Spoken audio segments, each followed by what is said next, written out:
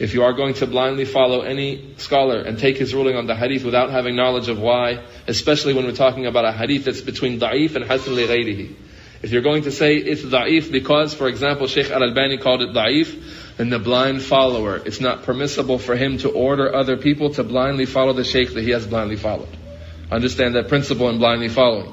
When you yourself are forced to blindly follow, right, because you can't understand the issue, whether it's an issue of a hadith being authentic or a fiqh issue or whatever, it's not entirely easy for you, being a non-Arab or whatever, someone who doesn't have access to the statements of the scholars about the issue and the evidences, it's not entirely clear. So in that case, you pick one of the scholars who is known for his diligence, for his knowledge in that field, and for his taqwa, who's worthy of being followed, and you take his position. When you do that, you do not order the other people to follow the same scholar you have chosen. That's not permissible. That leads to chaos. It leads to fighting between the Muslims. It leads to discord. Rather, you say, in this case, Akhi, Allah knows best, but I found Shaykh Al-Albani called it da'if. And I haven't studied the chain, but that Shaykh is worthy of being followed, so I've chosen to follow him, and I don't do that. But as for you prohibiting other people, when you prohibit someone from a practice, ordering and prohibiting is done upon knowledge, not upon blindly following.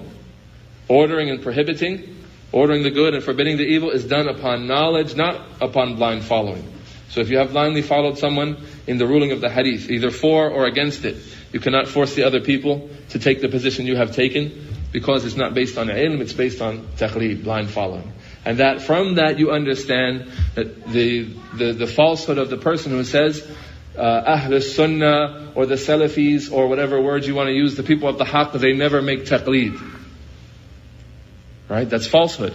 We make taqleed. When do we make taqleed though? Because, at each and every stage, even when we know the evidences from the book and the sunnah, we make taqleed and forget the book and the sunnah? No, that's not permissible ever. As the Shafi'i and others said, the ummah has ijma', that it's not for anyone who understands something from the book and the sunnah to leave it for the opinion of anyone. So the taqleed that is to be prohibited is the taqleed done in opposition to the book and the sunnah. However, when a person does not know what is correct from the book and the sunnah, he does not know, he's trying to find out, he reads some books of knowledge, but it doesn't become clear to him. In that case, he's forced to have a position. He's forced to either do the action or not do the action. He's forced to have a position. So he takes a position based on taqleed, in that case.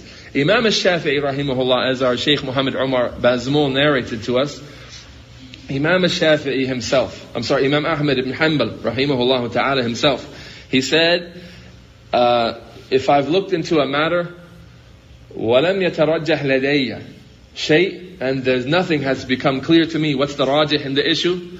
أُحِبُّ أَن يَكُونَ قَوْلَ الشَّافِعِ قَوْلِي. I love and I prefer that the position of a Shafi'i be my position. What does that mean? Imam Ahmad blindly followed a Shafi'i. Not generally like that, but Imam Ahmad, when it came down to when he could not decide what's correct in the issue, and every scholar, no matter how knowledgeable he is, he'll come to an issue where he doesn't know.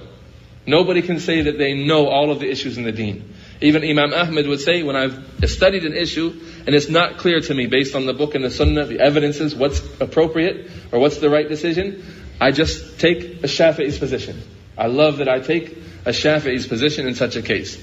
Meaning that under necessity, when a person tries to find out what's correct, and he can't do it, and he has to have a position on the hadith, he has to have a position on the fiqh issue, so he takes the position of a knowledgeable scholar in Islam, one known for his knowledge and his piety. Not necessarily one of the four imams, not necessarily Al-Albani, not necessarily Ibn Baz, not necessarily any one of those, but any scholar who's known for his knowledge and piety, of past or present.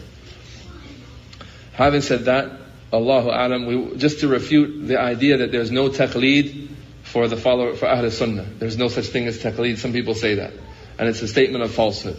It's a statement of falsehood that sometimes, out of necessity, a person makes taqleed. And when he does, he has to know the rulings. Because what happens is some people claim, we never make taqleed. We always follow the evidences.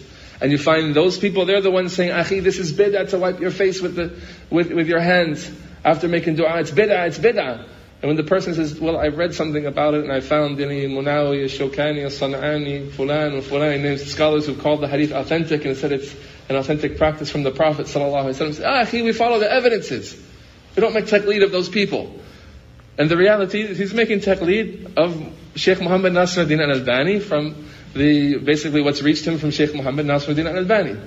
And it's not important to him at all what Ibn Hajar said, or what any one of the other scholars have said. This is the kind of blindly following that's mazmoom. It leads to the Muslims splitting up into groups. Each one follows a shaykh blindly, and they refute the others by the blind following of their shaykh. This is prohibited, and it's not from Salafiyyah, and it's not from the way of Ahl Sunnah wal Jama'ah, it's not from the way of Ahl Haqq in any way whatsoever. So sometimes a person is required, or sometimes a person will be forced to follow blindly, because he cannot, come to the conclusion on his own. When he does, he has to know that there are manners for doing that. And just because that was the decision I made, because of the shaykh I chose to follow in that case, it doesn't mean I have to go and tell the people, or prohibit them from opposing that, and order them to follow that just like I have. Having said that, I hope that Allah subhanahu wa ta'ala gave us some benefit to that.